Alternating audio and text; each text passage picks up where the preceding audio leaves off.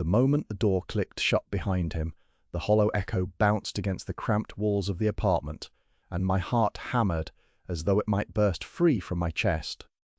Darren stood in the middle of what I'd claimed as my sanctuary but never fully felt belonged to me. Not anymore. The place had always been a little too small, a little too cluttered with books and half-finished artwork, but it was mine. Now, with his bulky luggage and the faint scent of cologne that wasn't mine filling the air, the difference was sharp and immediate. "Hey," he said, voice casual, but carrying that distinct hint of something uncertain, something unspoken. I swallowed the dryness that had already settled in my throat, pushed back the flood of nerves that twisted beneath my ribs. "Hey," I managed. The single syllable felt strained, a fragile bridge across the chasm of awkwardness between us. This was it.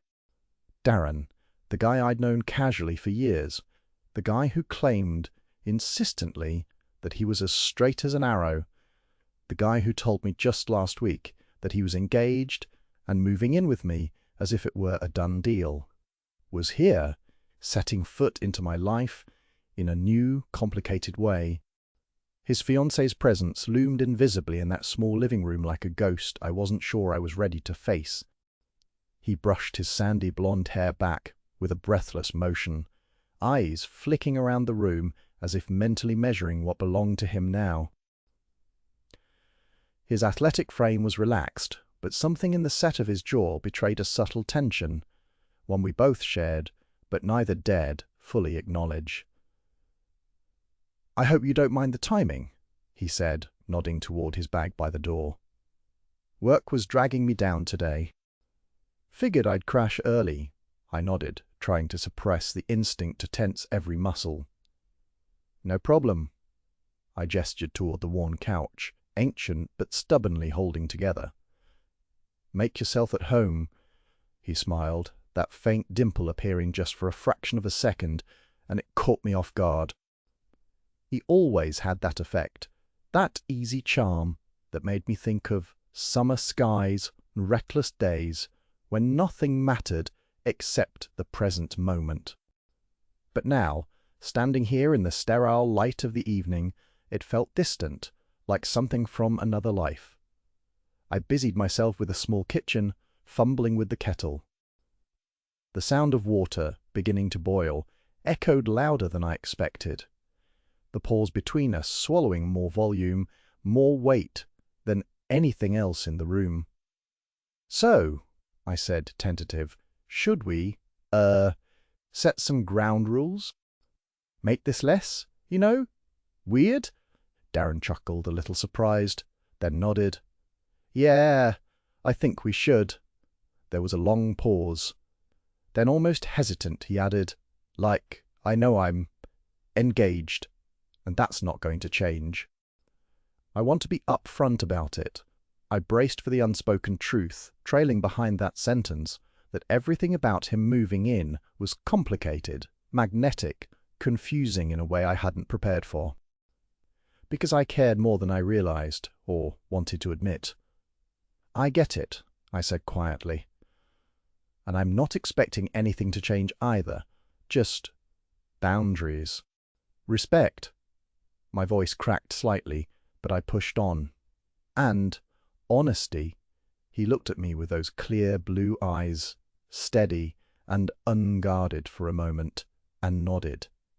"Absolutely. Honesty." His lips twitched with a sheepish grin. "And a strict no-crossing-lines policy." I smiled back, rare and furtive, the tension easing just a little.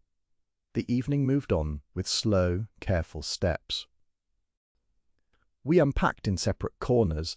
Darren's things had a neatness to them that contradicted the disorder I found so familiar in my own space.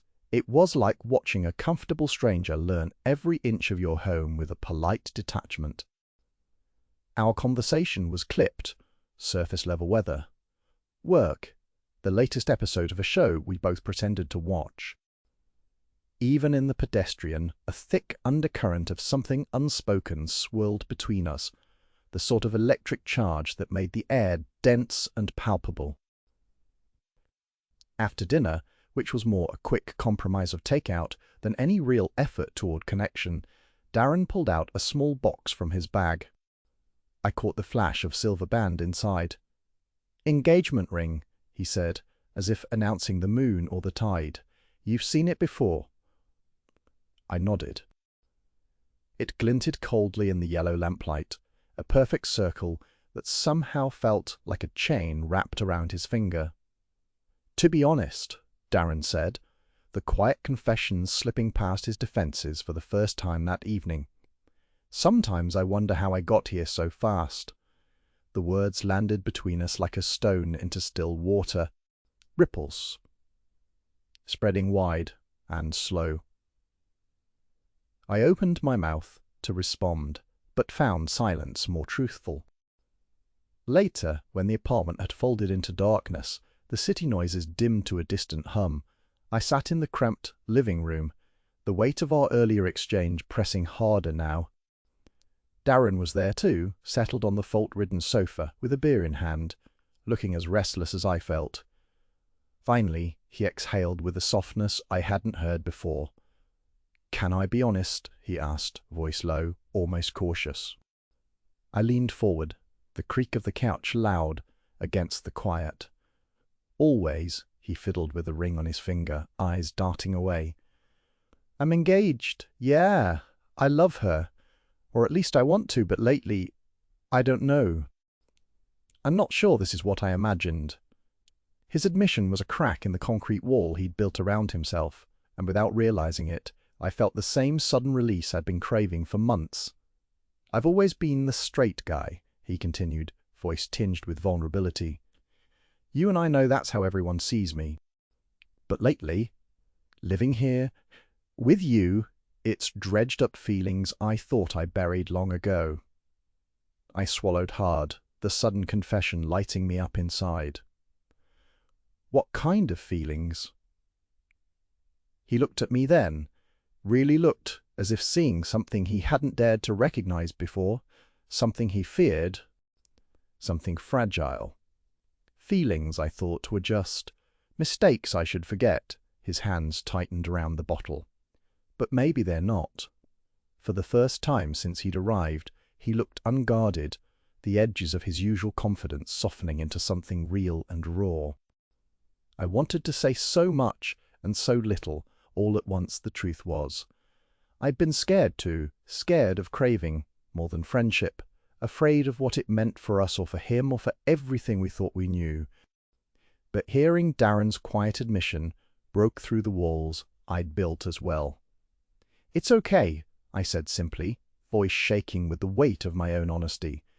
"Feelings don't come with rules or neat labels. Sometimes they just are." He met my gaze, and for that fragile moment the cramped apartment no longer felt so small, the walls no longer so confining. The silence that wrapped around us was no longer heavy with tension, but charged with possibility. We sat like that until dawn, sharing the weight of uncertainty and the fragile hope tucked inside it, knowing neither of us had to pretend anymore. For now, at least, the truth was enough. Morning light spilled through the thin curtains, stretching across the kitchen counter and settling softly over the clutter of empty mugs, a half-eaten granola bar, and the faint scent of coffee slowly seeping into the air. I was still in the pocket of dawn's silence, lingering between sleep and wakefulness, when there was the quiet scrape of a pan somewhere nearby. Darren. He was already up, moving with that calm, steady rhythm he had, a far cry from the sharp edges he carried when he first moved in, that guardedness etched into every cautious glance and forced smile. Now, the apartment felt different. Warmer somehow, less like a shared space between two strangers, and more like a place we were building together, one modest gesture at a time. I shuffled toward the kitchen, keen on not saying anything just yet, just watching him lean over the stove, the morning light catching the messy tousle of his sandy blonde hair. His hands moved with ease, cracking eggs into a pan, flipping slices of toast. The faint dimple appeared when he caught my gaze, a silent invitation to join. "So," Darren said, breaking our quiet with a tentative smile, "you usually eat breakfast at all, or is it just me?" I leaned against the doorframe, watching the steam curl from the skillet. The kitchen almost feeling like its own secret world behind our closed apartment door. "I usually skip it," I confessed, "but maybe that should change if you're making eggs like that." He grinned wider this time, eyes crinkling in a way that reminded me of the times when, despite the years, laughter could still sneak through the cracks of any armor. "You want some? I'm experimenting with spices these days."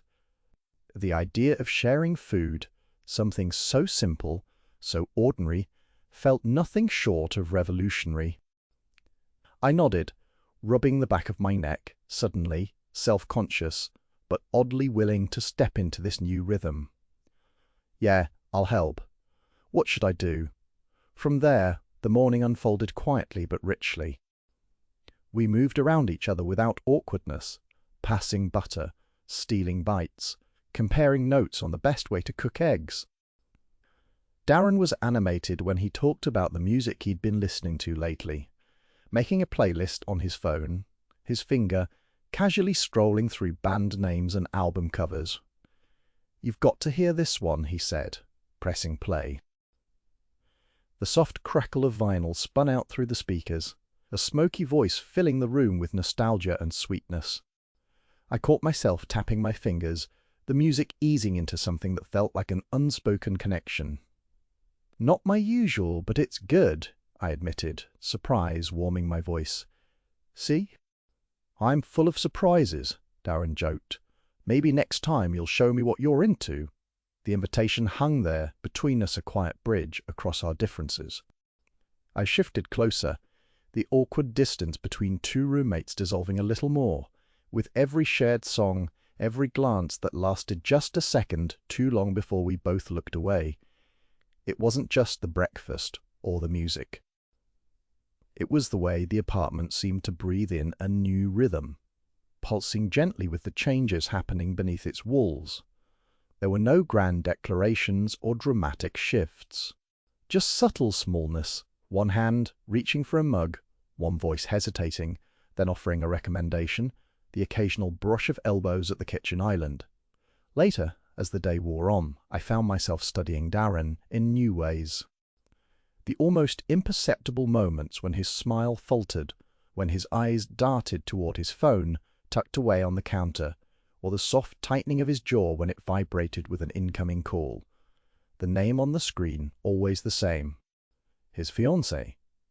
I couldn't help but notice these flickers of hesitation. They were like shadows passing just out of reach, brief and delicate disruptions to the steady beat of our shared rhythms. The contrast between the lightness we were shaping here and the burden he carried in his pocket. It stirred something uncomfortable inside me, a knot of empathy tangled with confusion. He never answered in front of me. Instead, he'd glance at the call, weigh the weight of the moment, and silence it or let it ring. Sometimes, when he thought I wasn't paying attention, his hands would tighten briefly around the phone, as if holding on to a memory he wasn't ready to confront. One afternoon, while I was sprawling on the couch with a book, I caught him staring at the screen longer than usual. His thumb hovered, trembling just above the decline button. "Everything okay?" I asked softly, careful not to press too hard. "Not yet." He blinked quickly, pulling his hand away. "Yeah, just all this engagement stuff." "It's more complicated than it looks." I nodded slowly, feeling the weight of those words hang in the space between us. "Complicated how?" He shrugged, eyes fixed on the window beyond the room. Like good isn't always enough when there's so much else tangled in the mix. Expectations, plans, the future we think we want. There it was, the unvoiced fracture beneath the polished surface of his life. It spun quietly around us, a silent gravity. "It's hard, you know," Darren continued, voice dropping low, "trying to make yourself believe something when your heart is screaming otherwise. Like living two lives at once." I swallowed, struggling to find words that didn't tip into pity or judgment. You don't have to pretend with me, I said carefully. Whatever you feel, it's valid. He gave me a long look then, the kind that seemed to search for a verdict. Thanks. I don't know if I've ever really said that out loud before. The honesty between us was a fragile thread, taut and shimmering. Days bled into something new. Mornings with shared coffees and casual conversation about the weirdest podcasts we stumbled upon. Nights marked by playlists swapping back and forth on lazy Sunday afternoons, music revealing pieces of each other we never quite dared to show before. We fell into a kind of easy companionship that was rare and unexpected, the kind that makes you wonder how you ever navigated life without the other person in the room. Darren stopped locking his bedroom door, and I stopped, feeling like I was walking on eggshells, around the history he tried to keep hidden. But even as the space between us narrowed, those silent phone calls lingered, tiny fissures in the warmth we built. I felt the mix of hope and hesitation swirl inside me, both for what might grow and what might inevitably have to break. One night, after another hesitant glance at the glowing screen, Darren finally picked up. His voice was a low murmur, strained and careful. I could only overhear fragments. His words clipped, something about plans changing, about needing time. When he hung up, the silence that followed was thick, almost unbearable. He looked at me then, eyes raw and unguarded in the dim light. "I don't know how to do this," he said softly. "Being here with you and still having that," his jaw clenched gently, "I'm torn." "None of this is easy," I whispered, heart aching for the man trying to reconcile parts of himself I barely knew existed. He nodded, the faint dimple gone, replaced by something heavier, more honest. "But I don't want to lose what we're finding here." Neither did I. And yet the uncertainty stretched out before us, a tangled horizon. Neither of us could clearly navigate alone. Still, as the apartment filled with music and morning light, with quiet breakfasts and tentative smiles, I held on to the hope that maybe, just maybe, we could find a way to write a new story.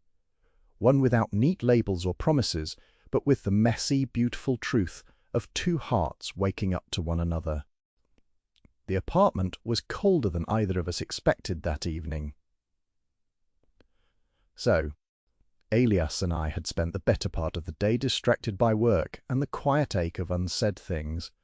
But as night crept in and the temperature dropped, the chill began seeping through the thin walls, settling stubbornly within the apartment's small living room. The heater throbbed with effort, but gave up after a while, coughing and sputtering, like an old man forced to chase the wind. I sat on the couch, hands pressed tight to my knees, wishing for warmth beyond the physical kind. "Is it just me?" Elias said, voice low. "Or is this place freezing now?" I looked up from the dim light of my phone. His breath came out in tiny white clouds, the dim blue of the TV screen flickering across his face that had become more familiar to me than my own reflection these past weeks. I hated how cold I felt, but more than that, I hated the thought of Elias shivering alone. Despite my own awkwardness with close contact, some instinct, quiet yearning for closeness rose in my chest. I pushed myself up from the couch. "I think the heater's dead," I said, trying for casual. But there was a thread of something else beneath the words. "Can you help me check? Maybe it's just a fuse or something simple." He stood, sliding past me with a cautious smile, the kind that didn't quite reach his eyes but still held warmth. "Okay," he said. "Lead the way, Mr. Fix-It." When did I become his Mr. Fix-It? I wondered, swallowing the knot forming in my throat as I followed him down the cramped hallway to the heater closet in the corner of the room. The space was tiny, shadowed, and thick with the stale scent of old dust and rusting metal.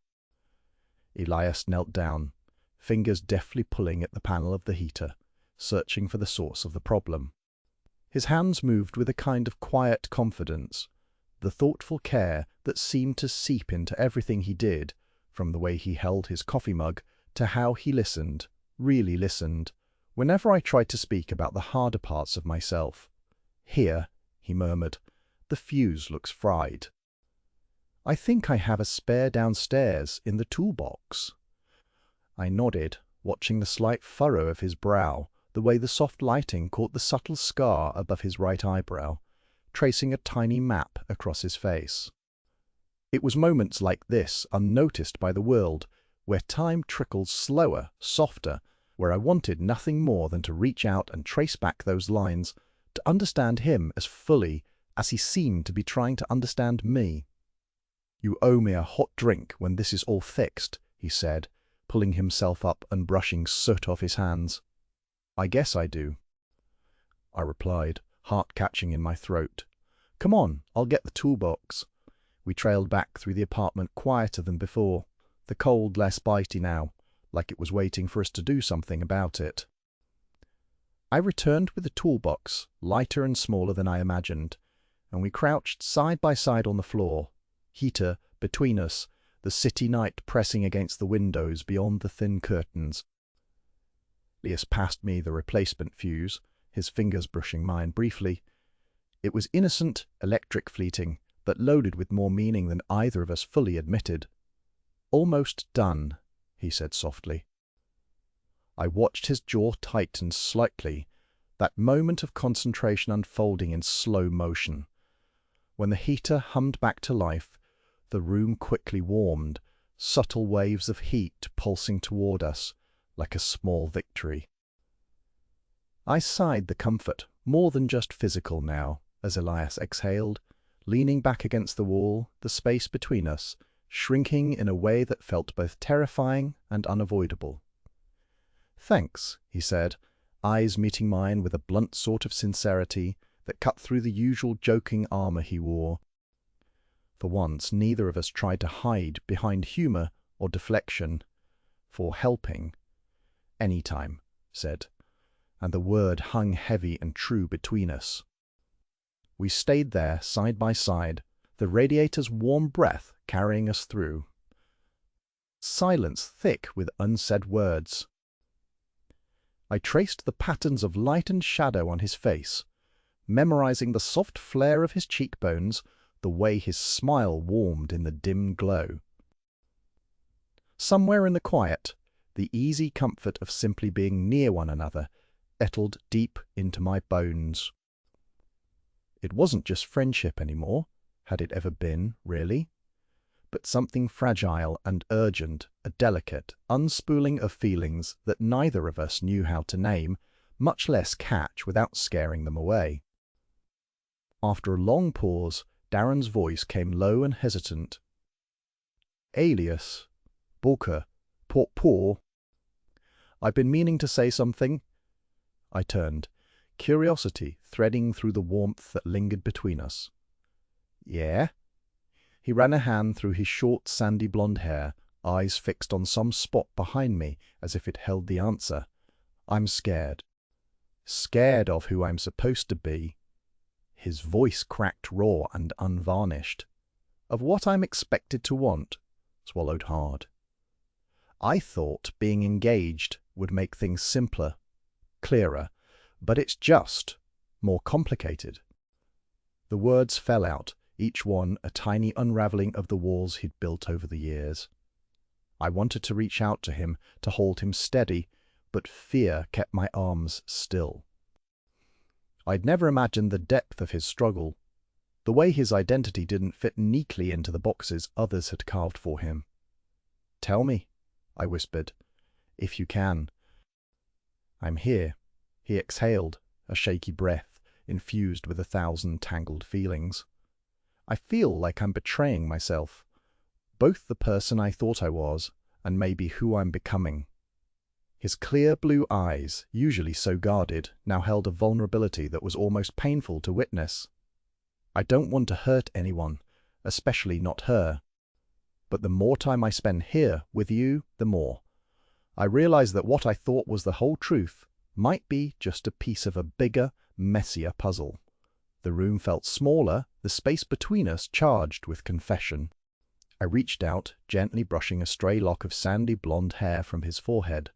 My voice was quiet, steady. You don't have to figure it all out at once. And you don't have to do it alone. He looked at me then, searching, as if trying to find permission in my eyes to step into the unknown, to let down the walls he'd kept so high for so long.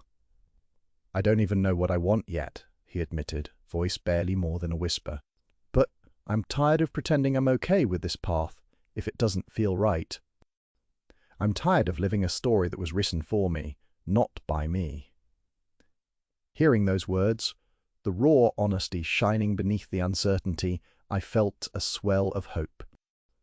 Maybe this was the beginning of something real, not the neat, easy kind of love we've been told to expect, but the complicated, beautiful kind that challenges you to grow, to face yourself without fear. You're not alone, I said, the truth steady in my chest. Whatever happens, we'll figure it out. Together.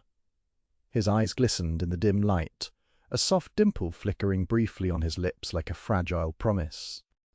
For the first time, the weight pressing down on his shoulders seemed lighter, shared, as if by simply speaking his truth, some of its power to scare him had faded. We sat there long after the heater had done its work. Two bodies warmed by more than radiators and blankets, tethered by the fragile threads of trust and courage, braided tightly between us. The city hummed beyond the windows, but here, inside our cramped apartment, time slowed, and the steady pulse of possibility began to take root. The night deepened, a quiet witness to the messy unfolding story. We were both still learning to live. And in that moment, between the flicker of hope and the ache of uncertainty, I understood that love wasn't about fitting into any shape, but the one we made for ourselves. Slowly, imperfectly, and with a fierce kind of tenderness that defied expectations. It was ours. And somehow, that was enough. The rain came down relentless and heavy that afternoon, drumming against the thin panes of the living room window with a steady, insistent rhythm, turning the world outside into a blur of grey and silver. The city streets gleamed slick with wet, slick with the sheen of a restless sky's tears. But inside, our apartment softened into refuge. The usual hum of traffic was muffled, replaced by the steady pulse of rain and the occasional distant rumble of thunder.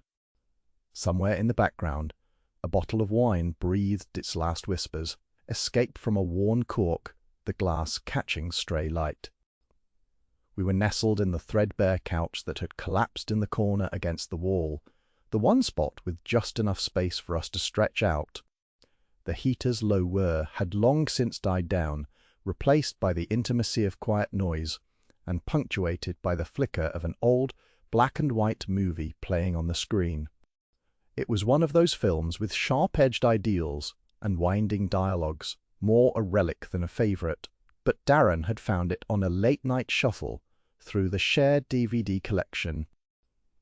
I didn't mind the choice, the shadowed faces, grainy smoke curling from unseen cigarettes, and the slow burn of tension unfolding in monochrome felt like the outside world, muted, somehow less urgent. His arm stretched out, brushing lightly against mine where our legs met on the couch, the fabric of his sweater soft and familiar.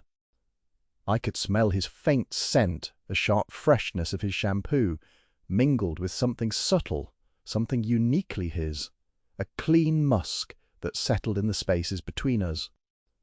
It wasn't just the rain or the film or even the warmth of the evening that pressed against my skin.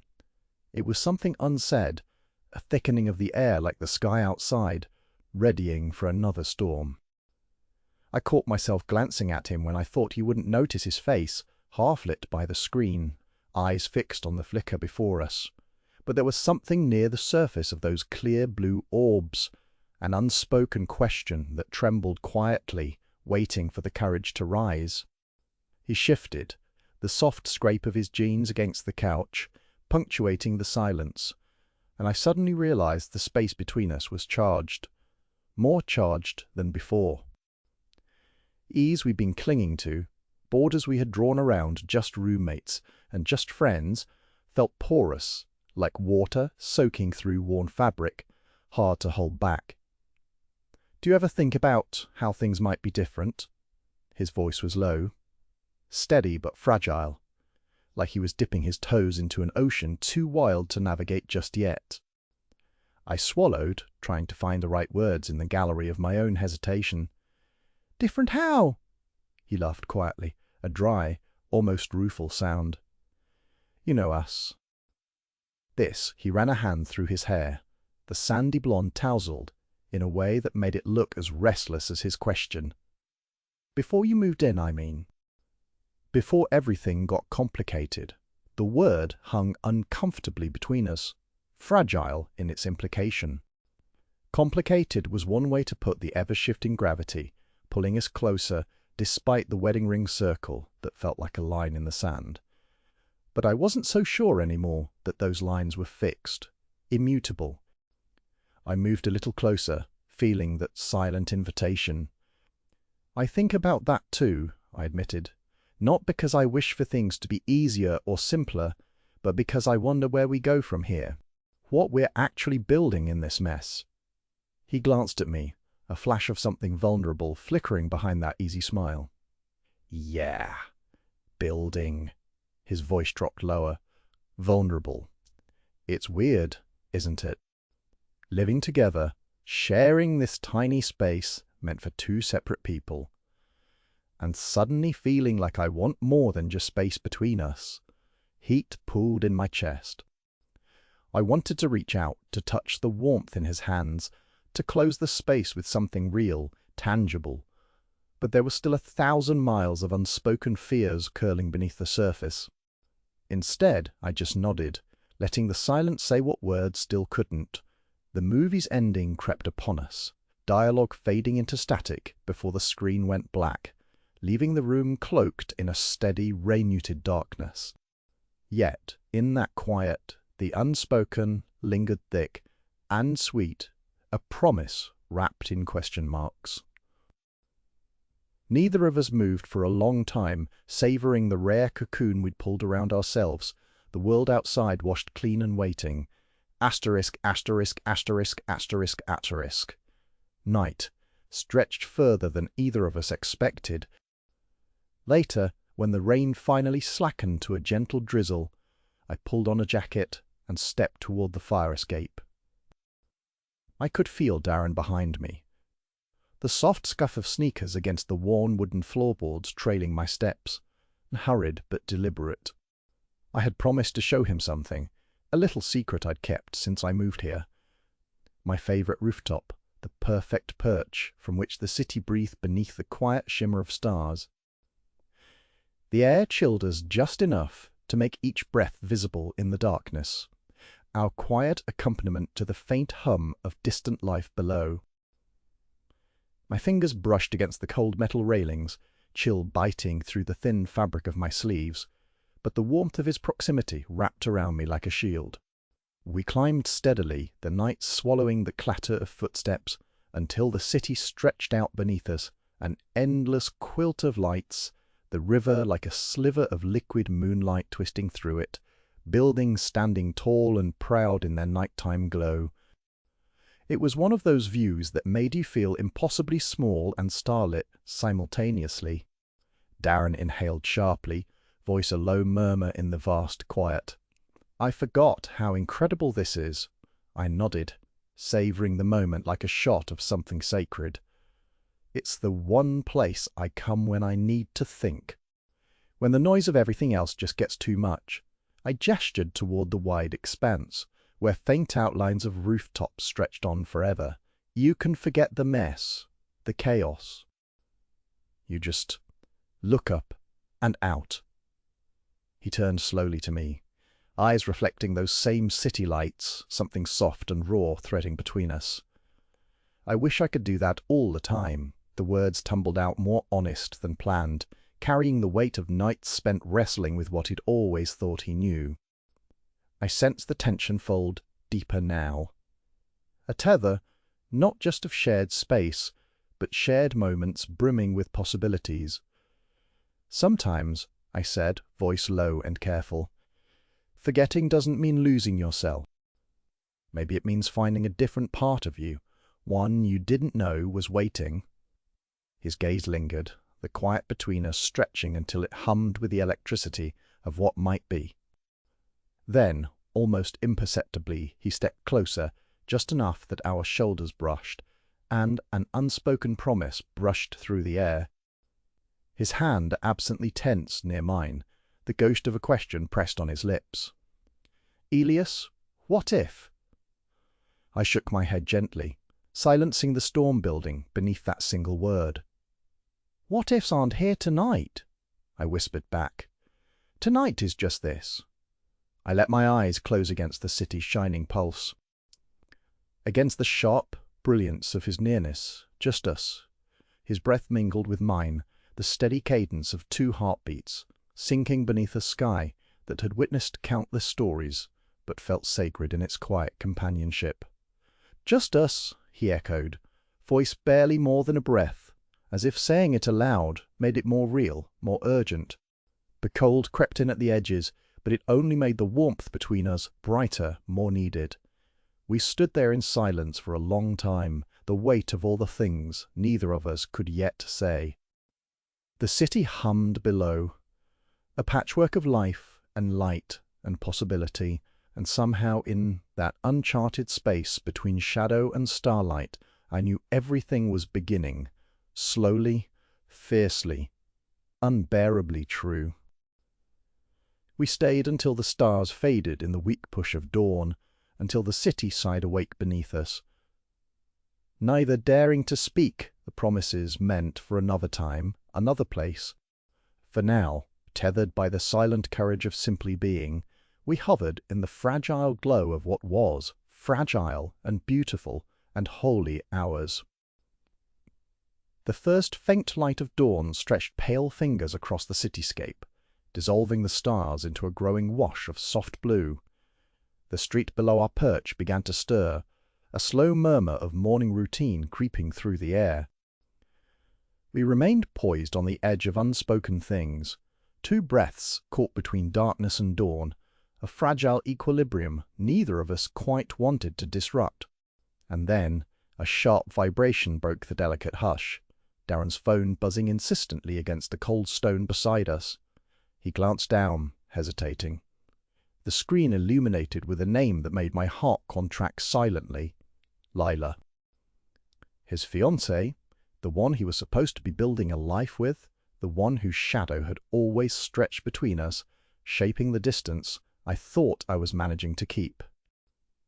Darren's hand hovered uncertainly, thumb flickering over the screen. The quiet tension around us thickened. I kept my eyes on him, the flicker of pain tightening my chest but not daring to rise beyond that. The word that hovered unspoken between us, the one that could shatter everything or redefine it, remained locked away. Staring down at Darren's face, softened and sharp with fatigue and confusion, I wondered how much of the night's fragile promise remained intact now. "Do you have to?" I finally asked, voice low enough to keep the moment suspended. Almost like a plea not for him to choose, but just to hold time still a little longer. He sighed, breath warm and heavy in the cool morning air. "She's probably been waiting for hours," he said quietly, typing something on the screen, then pausing as if weighing 1,000 delicate considerations. There was a trembling in his posture I hadn't seen before, something raw and exposed beneath the familiar ease of his athletic frame. His fingers trembled, then pressed the phone to his ear. I turned my gaze away, focusing on the city dripping daylight in sheets of gold and grey. The familiar bar across the street was blinking open its neon sign, the scent of fresh coffee and paper menus drifting up faintly with the breeze. The hum of waking life felt intrusive somehow, a reminder of the world spinning outside our moment, intruding on something sacred. Darren's voice came soft, cautious. I couldn't hear her, but his responses told me everything I couldn't bear to ask. "Yeah, I'm just stepping out. Got caught up talking to Elias. No, I'm fine, just tired. I guess. His voice cracked slightly, the lie thin, poorly held. I swallowed hard, my throat tight and dry, as if my body wanted to scream against the unfairness of it all, but my lips remained sealed. There was silence, weighty pause that stretched too long. Watched his hand tighten around the phone, knuckles whitening. "Promise I'll call you back later," he murmured, voice low and trembling under the weight of 1,000 unsaid truths. He hung up and let out a breath so heavy I could feel it against the cold air between us. When he looked over at me, there was something in his eyes, a raw honesty, a flicker of shame, and an aching indecision that cut deeper than any words ever could. "I didn't tell her I was with you," he said, voice cracked but steady. "Not tonight." I couldn't. And there it was, the fracture, the fissure in the fragile glass of our carefully built boundaries. His confession settled over us like a dense fog, blurring what was and what might never be. I nodded slowly, swallowing the sting of disappointment and something like hope, tangled together and impossible to separate. "I don't want to be part of that," I whispered, tracing slow circles in the cold with my thumb. "Not the reason you lie." He shook his head, the earnest vulnerability in his gaze breaking through the haze of his confusion. "Neither do I." What careful quiet had held between us now felt like a space filled with impossible choices, widening yet closer all at once. My heart ached, not for what was lost, but for what was still shivering on the edge of becoming. "Walk with me," Darren asked suddenly, his voice less certain, more needy, and the plea in it kindled a fragile warmth beneath the cold. Without hesitation I nodded. We left the balcony, the city opening up beneath us as we stepped into the slowly brightening streets. The cold bit at our skin, crisp and sharp, nudging us awake from the night's intimacy. The faint hum of traffic, distant footsteps, and the occasional bird cutting through the silence made the world feel vast and small all at once, like the spaces within us, uneven and longing. Our footsteps fell side by side, a steady rhythm keeping time with the anxious beating of my heart. "Elias." Darren paused, voice uncertain, looking down at the cracked pavement as if it might answer his questions. "I don't know who I love," he admitted quietly, the words startling in their rawness. "Not really." "I'm confused." Confused. The word landed between us like an unexpected gift and a warning. His eyes flicked up to mine, searching, vulnerable. The layers of certainty I'd imagined around him had peeled away, revealing something fragile and human, something painfully close to me.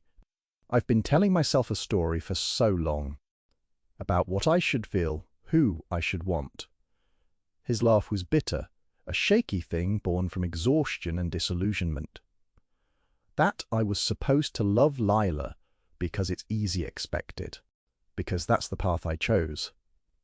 A feverish tightness gripped my chest, but I met his gaze, steady and unflinching. "But with you. Being with you has been like seeing everything I thought I knew in a new light.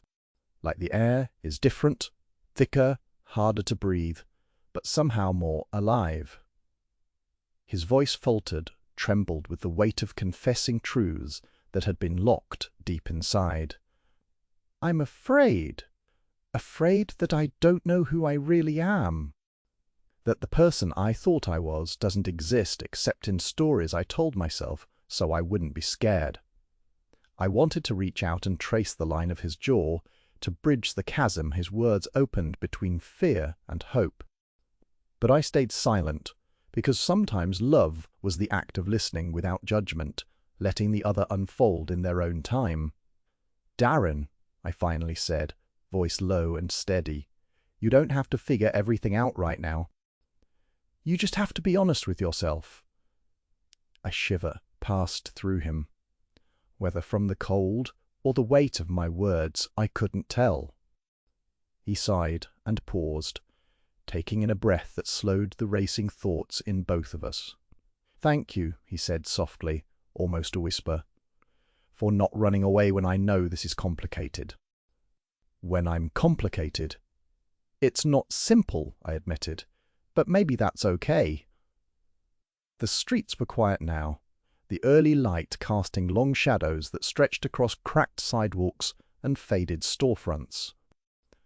The world asleep in the hours between night and day felt intimate and alive, a confessional small enough for two hearts to quietly collide.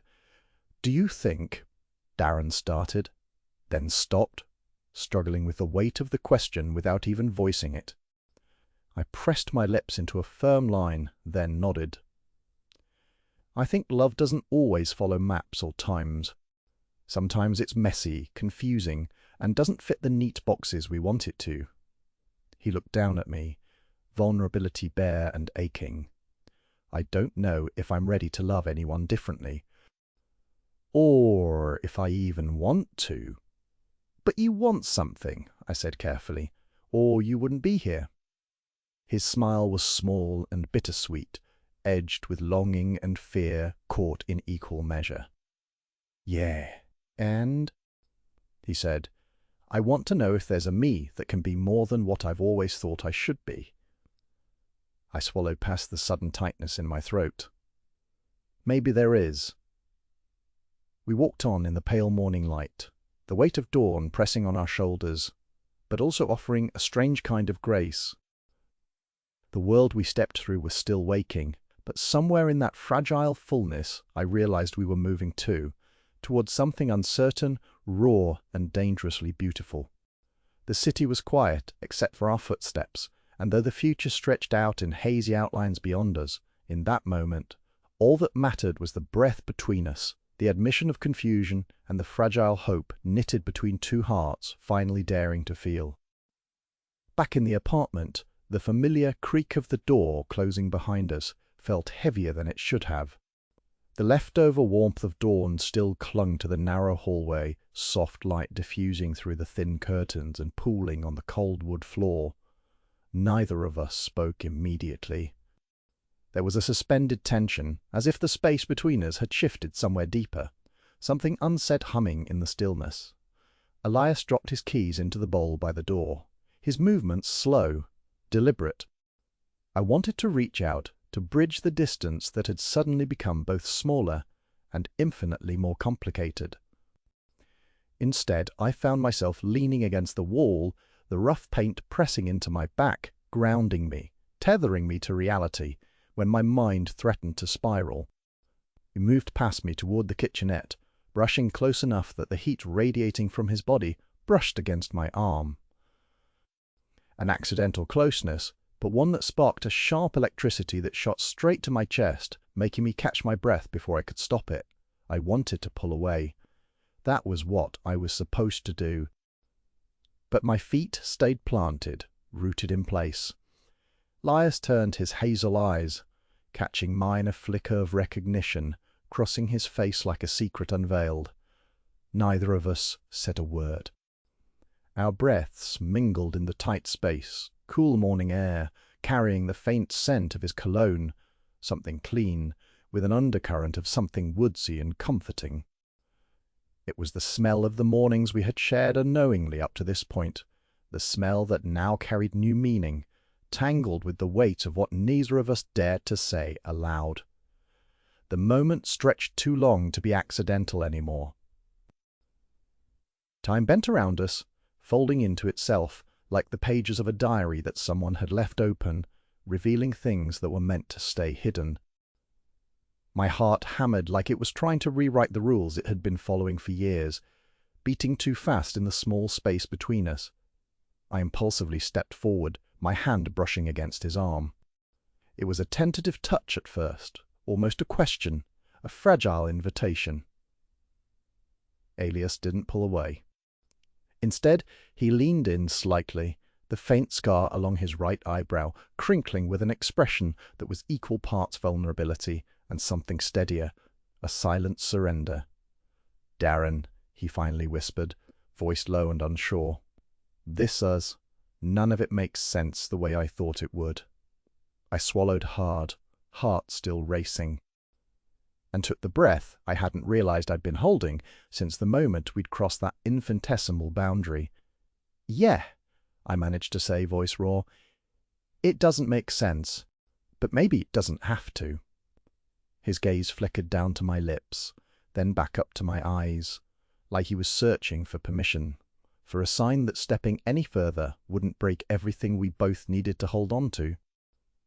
I could feel the weight of years pressing down on us, the expectations, the doubts, the neat little boxes we'd carved out for ourselves. And yet, in this quiet moment, those walls were crumbling. Before I knew it, my hand was on his cheek, warm and steady despite the chaos wildly thrumming between us. The scar beneath my finger was softer than I imagined, a tangible mark of battles fought and survived.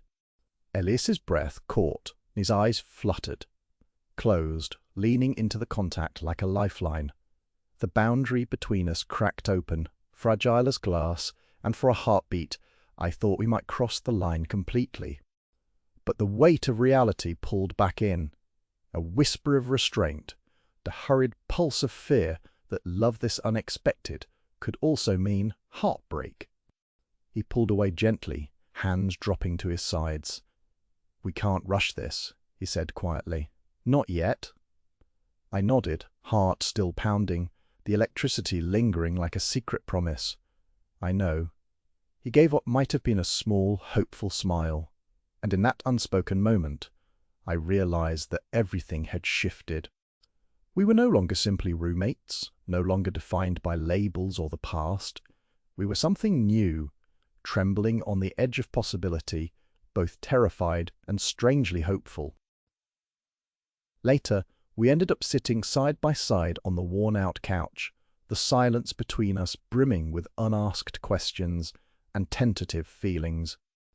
The city outside had fully awakened by now, sounds of morning life filtering through the cracked window, the distant hum of traffic, birds fluttering in the trees, the faint clatter of neighbors beginning their day.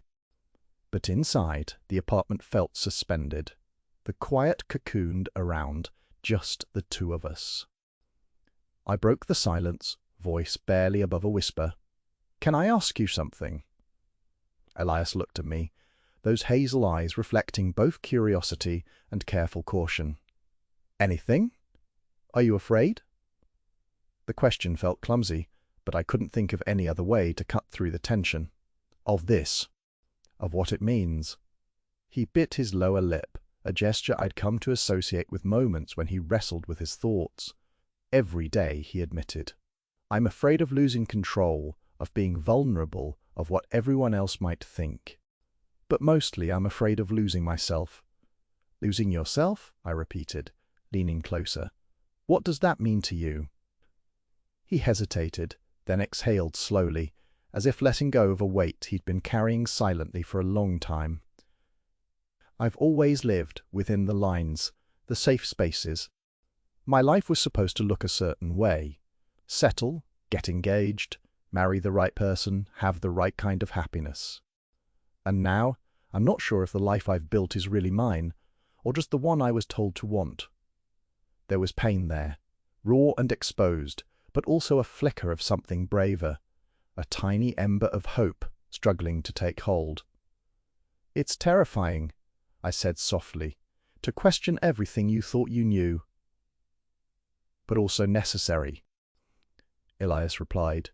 "Because if I don't figure this out now, if I pretend again, I don't know what kind of man I'll become.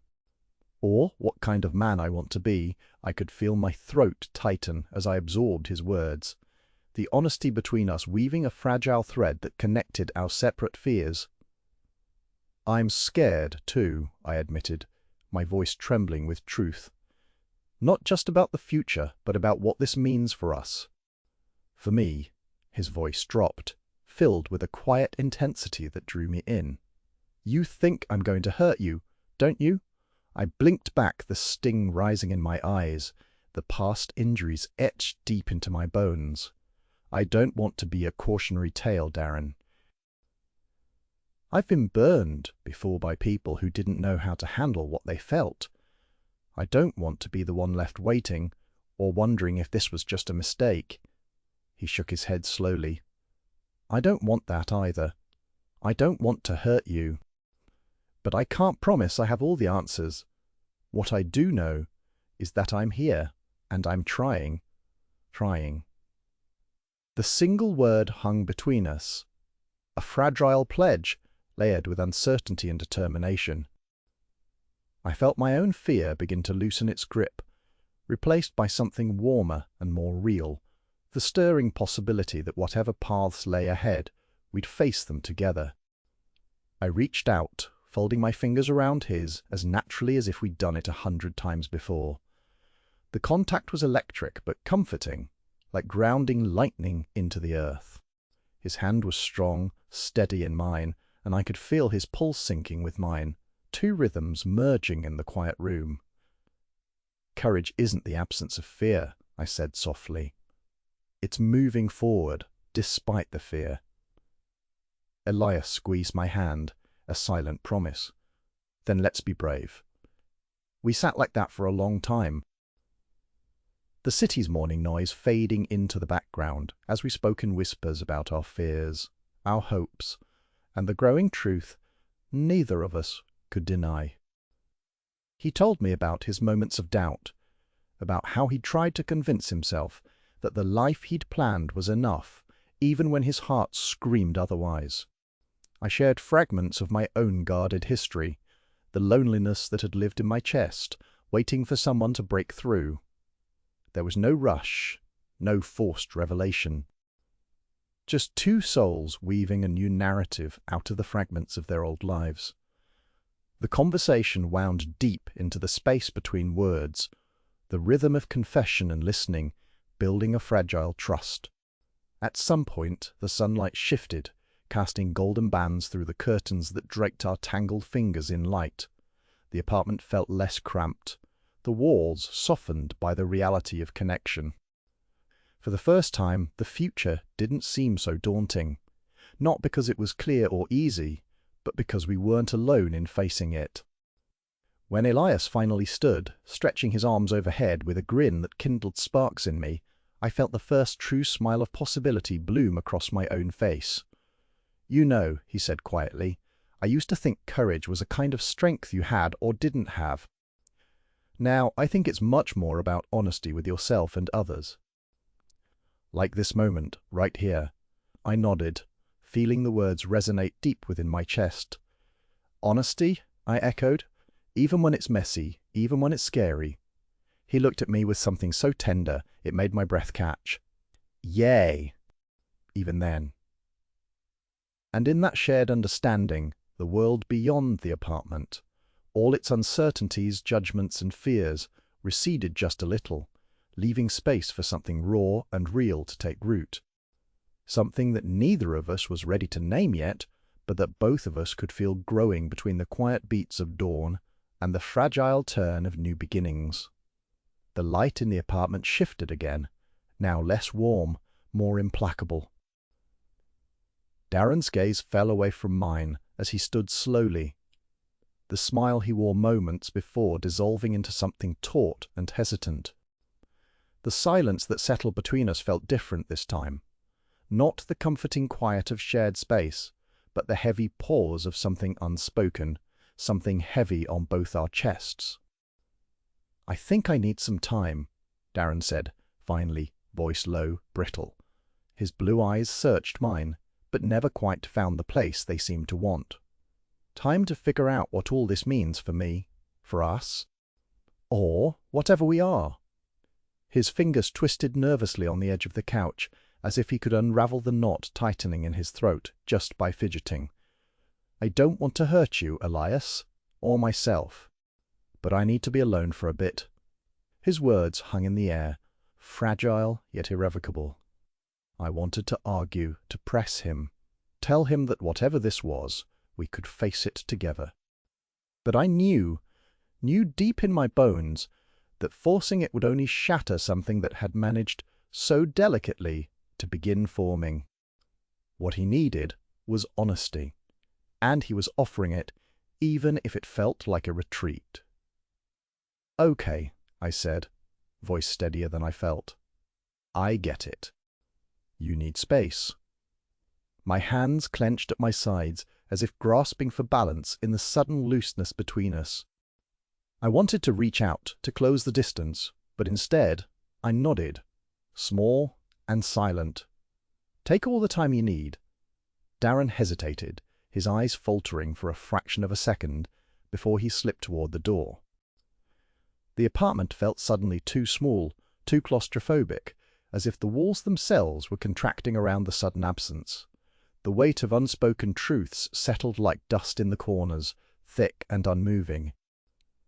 The soft hospital glow of the street lamp outside filtered through the curtains, casting long shadows that seemed to stretch out from the spaces he left behind. I watched him close the door quietly behind him. The sound echoed, strangely final, hollow, and in that moment, the room threatened to collapse inward. My heart pounded louder in the silence, a migraine of questions and fears tumbling in my mind. Did I give him too much?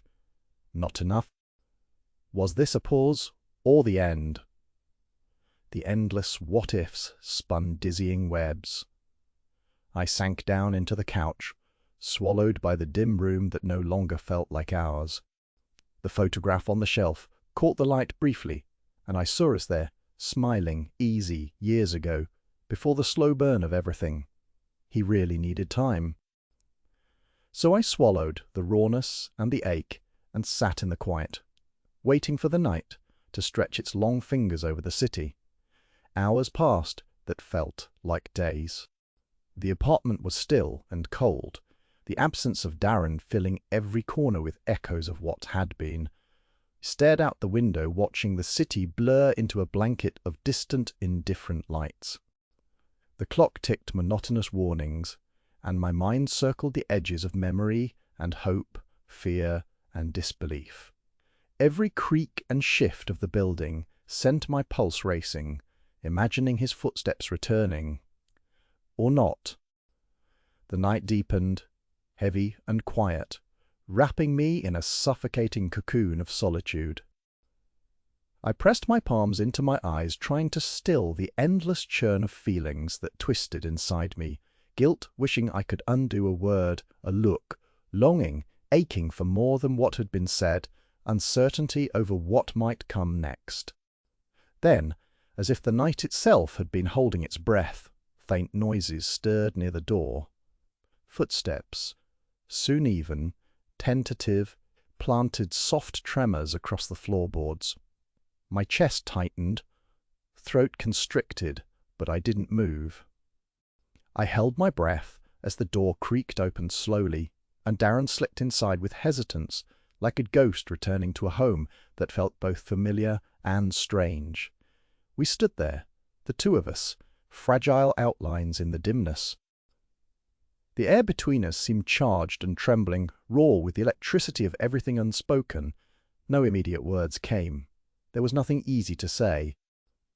His eyes searched mine, haunted, yet hopeful. "I'm sorry," he said, voice cracked. The admission so simple and yet so impossible to offer without breaking. "For leaving you like that. I needed to figure things out. And I did. I keep coming back to you, and it's confusing and terrifying, because I thought this would be simpler, less." He swallowed hard. "Less messy." "I know," I whispered, stepping closer, the distance between us inches but miles all at once. "I'm scared, too, but I don't want to stop whatever this is." He looked away, then back, a faint dimple flickering as though battling with a shyness that hadn't been banished by years of pretending. "I don't know what's going on inside me, but I know I don't want to lose you, not like this." The vulnerability was raw and breathtaking. The steady beat of my heart thundered in my ears, filling the space with a promise I couldn't yet put into words. Then, maybe we don't need to have all the answers. Maybe this is enough for now, just knowing we're here, together.